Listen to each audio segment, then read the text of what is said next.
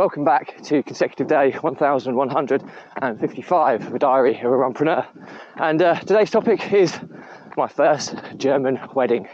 So remember to give this a subscribe, share, like and comment, as the more people we get in front of, the more money we raise on my fundraising mission to save the lives of children by attempting the ultimate ultramarathon.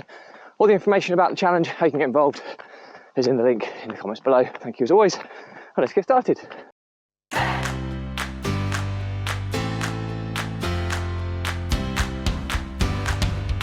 So, consecutive day 1155 of a diary of a Runpreneur.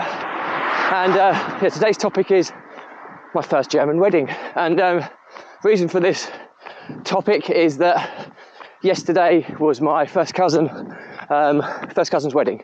And he's half English, half Chinese, very similar to me. It's my mum's brother, so my Chinese uncle's son, my late Chinese uncle's son, God bless his soul.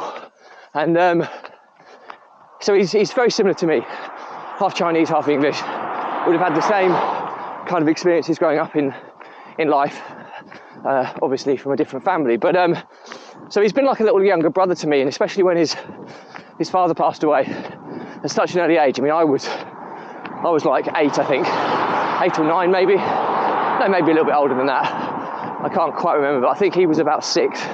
So that would have made me maybe 11 or 12. But regardless, I became somebody who was a male, who was senior to him.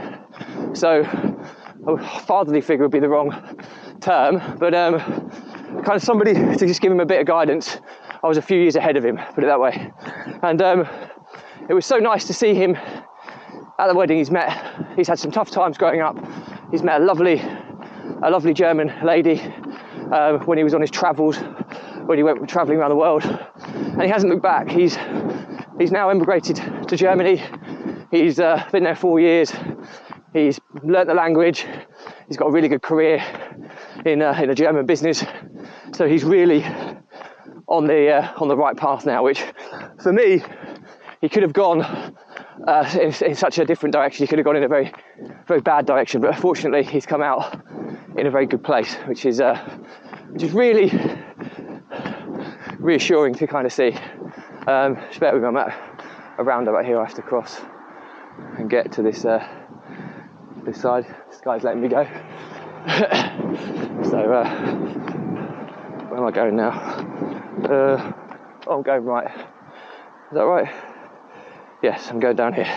So I'm just trying to get my bearings. Finally, I'm back on a cycle path. And but my word, the differences between an English wedding and a German wedding, there's a few kind of little toasts that are a little bit different. The speeches, pretty similar. Father of the bride, the groom, best man, that was kind of standard. But I think this wedding was influenced by its English contingent, without a shadow of a doubt. The cutting the cake is always at midnight. Well, it was at midnight on this wedding. I think that's quite a common occurrence in Germany. But the German weddings go on a lot later. I mean, this wedding was going on till 3 in the morning. Most kind of English weddings will finish by 11:30, 12 o'clock.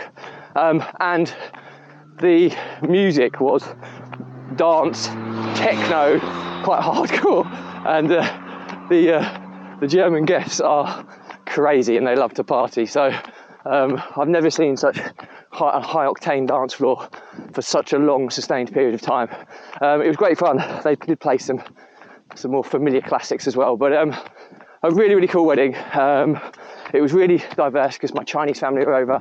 Obviously my cousin's German family were all there, and obviously my cousin's English family was there too. So it was really multicultural, and it was really good to see people mixing and having fun and finding a way to kind of converse and communicate. So and then it rolls on to today. After a very heavy night's drinking, I'm out this morning, it's just approaching midday, doing a 10k run as I drove to the hotel, and I now have to run to collect the car. So that is brutal, I'm not going to lie.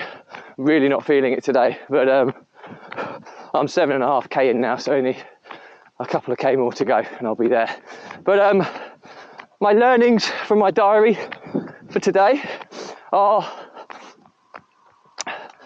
support people, I think is the ultimate one, because he did in my cousin's speech, he mentioned me as a thank you for helping him through some kind of troubled times, and I was just there as a support blanket for him when most young men would have lent on their fathers. He didn't have his father to lean upon. He had uncles, etc., but nobody from his Chinese side. So he mentioned me. It was really nice to hear that I have had some kind of impact in his life. And you know what? It was bizarre, because even though there's only less than 10 years between us in age, I did feel like a proud father when he was doing his speech, and seeing him develop into a wonderful man, and having his future now in a really exciting place, where he came from a kind of a background that could have gone a very different way, especially with such a traumatic event of losing your father at such a young age. So my notes for my diary today is, if you can support someone and help them on their journey, do so. It doesn't take a lot, and you don't realise how much of an impact you can really be on someone's life. So bear that in mind in future when someone asks for your help. So that's it for me today. Any questions or comments, drop me a line. I'll respond to everyone. Remember to give this a subscribe, share, like, and comment, as the more people we get in front of, the more money we raise on my fundraising mission to save the lives of children by attempting the ultimate ultra marathon. All the information about the challenge, how you can get involved, is in the link in the comments below. Thank you as always. Stay positive, stay happy, and I'll see you again tomorrow.